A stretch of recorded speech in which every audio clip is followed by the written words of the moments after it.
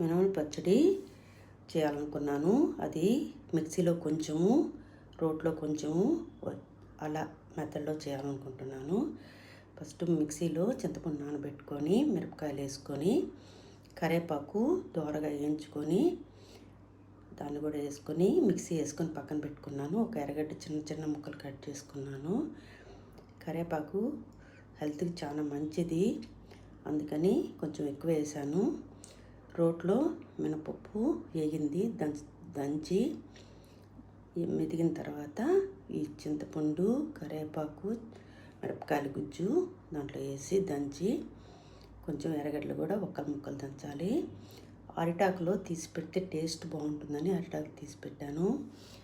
వేడి అన్నంలో నెయ్యి వేసుకొని, దాని కాంబినేషను ఆమ్లెట్ అండి. ఆమ్లెట్ మినప పచ్చడి కాంబినేషన్ సూపర్ కాంబినేషన్.